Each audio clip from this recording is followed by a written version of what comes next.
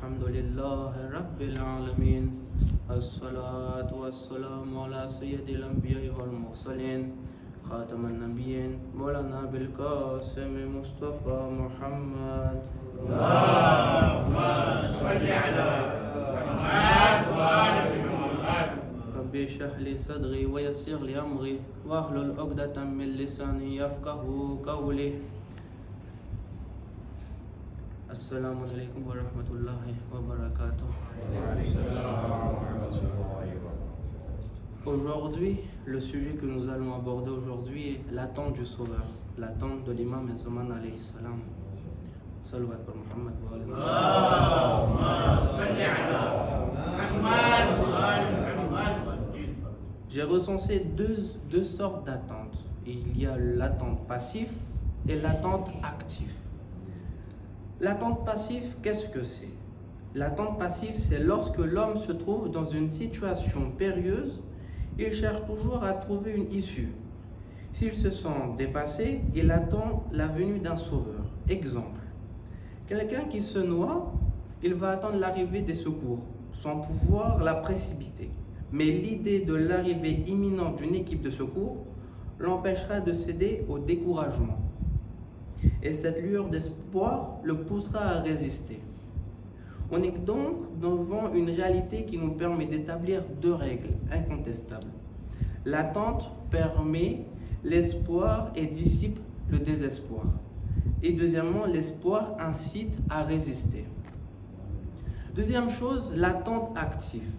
Cette forme d'attente peut être imaginée chez une personne qui cherche à se délivrer du mal, comme une maladie, la pauvreté, ou à réaliser une ambition, par exemple la réussite d'une entreprise. Bien évidemment, dans de telles situations, la réussite dépend grandement de la personne elle-même. Exemple, un malade qui veut vraiment se rétablir va aller voir chez le médecin. De même que la personne voulant vaincre son ennemi doit prendre toutes les dispositions nécessaires avant d'entrer en lutte avec ce dernier. On va comparer maintenant les deux sortes d'attentes.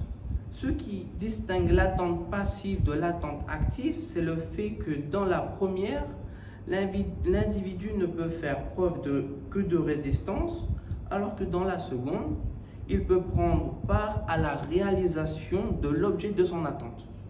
Ainsi, en plus de l'espoir qu'elle lui offre, l'attente active implique à la fois résistance et action.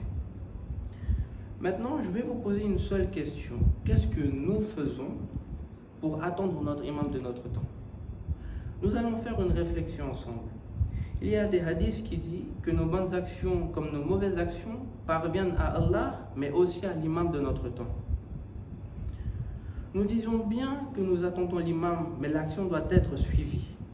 Maintenant, moi en tant que shia, je fais ghibat, je fais tormat. Qu'est-ce que penserait l'imam de moi? Moi en tant que shia, je fais des péchés ouvertement, sans avoir honte de ce qui va se passer par la suite. Qu'est-ce que l'imam de notre temps va penser de moi? Moi en tant que shia, porter le hijab qui est une obligation islamique, mais je ne le porte pas, Qu'est-ce que va penser l'imam Zamana de mon temps? Ensuite, faire namaz tout le temps en qaza, ne jamais être à l'heure au namaz. Qu'est-ce que penserait l'imam de notre temps? Après on se dit pourquoi l'imam n'est pas là? Est-ce que vraiment on cherche vraiment à ce que l'imam soit là ou pas? On veut qu'imam soit là, mais on ne cherche pas à faire l'action suivie. C'est pour cela que le vendredi, nous récitons le ziyarat de l'imam Zamana alayhi salam, pour se rappeler. Parce que dans le ziyarat de l'imam Zamana, on dit que le jour de vendredi, c'est le jour où il viendra. Mais malheureusement, à chaque fois que le Molana il récite ce ziyarat, personne n'est là pour réciter avec lui. Et pour terminer, un petit message à nous les jeunes de la communauté. Avec l'événement récent qui se passe dans le monde, l'arrivée de notre imam est très proche. Il faut se préparer dès maintenant, sans plus attendre, spirituellement comme physiquement. Car nous les jeunes, nous sommes l'avenir de la société islamique de l'imam Zamana. Maintenant, on va penser un peu aux Palestiniens. Qu'est-ce qui se passe en Palestine? Ils n'ont plus d'eau, ils n'ont plus de manger, ils n'ont plus l'électricité, ils vivent avec ce qu'ils peuvent. Tous les jours, il y a des morts, des milliers de morts. Mais le fait qu'ils n'ont plus d'eau et ils n'ont plus à manger. Essayez de penser à Karbala, qu'est-ce qui s'était passé? Ils les ont coupés de l'eau pendant 3 jours. Ils les ont coupés de l'eau pendant 3 jours. Comment on peut faire ça? Et ici, c'est public. Ici, personne ne peut réagir correctement. L'aide humanitaire qu'ils ont, c'est très peu par rapport à l'ensemble de la population. Pensons à Karbala, tous les partisans qui ont été shahid. Ici, c'est la même chose. Les résistants sont là, ils défendent leur place, ils défendent leur pays. Mais personne n'est là pour les aider, à part l'Iran, l'Irak, l'Hezbollah, la Libye. Pensons un peu à leur soif. Ils se battent tous les jours, mais ils n'ont pas d'eau. À Karbala, Janabi Ali Asghar, Imam Hussein avait dit quoi? Que même si moi, je vais poser ici le bébé, vous le donnez, moi je ne le donne pas, je m'écarte. Ils ont fait quoi? Ils ne l'ont pas donné.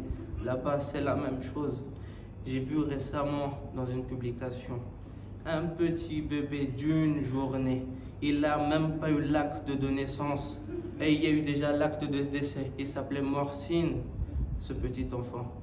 Tous les jours, il y a des enfants qui sont shahids, des adultes qui sont shahids, des grands-pères, des grands-mères, les parents. Azizan et Mortalam, pensons un peu à ces Palestiniens. Pensons à Karbala. On dit que Karbala, c'est un événement rarissime. Ce qui s'est passé à Karbala, personne ne peut comparer. Mais 10%, 20% de ce qui s'est passé à Karbala, ça se passe en Palestine. Et tout le monde le vit tous les jours. Pensons un peu à eux. Azizan et Mortalam, pas des marhum au matin. Avec Surah Fatiha, il était masché. Bismillahirrahmanirrahim. Alhamdulillah Rabbil Alamin. Ar-Rahman Ar-Rahim. Maliki Yawmiddin. Iyyaka na'budu wa iyyaka nasta'in. اهدنا الصراط المستقيم صراط الذين أنعمت عليهم غير المغضوب عليهم ولا الضالين الحمد لله. بسم الله الرحمن الرحيم إن الله وملائكته يصلون على النبي يا أيها الذين آمنوا صلوا عليه وسلموا تسليما. اللهم صل على محمد وعلى سبحان ربك رب العزة عما يصفون وسلام على المرسلين والحمد لله رب العالمين. الرحمن الرحيم اللهم كل وليك الحجة ابن الحسن صلواتك عليه وعلى آبائه في هذه الساعة وفي كل ساعة وليا وحافظا وقائدا وناصرا ودليلا وعينا حتى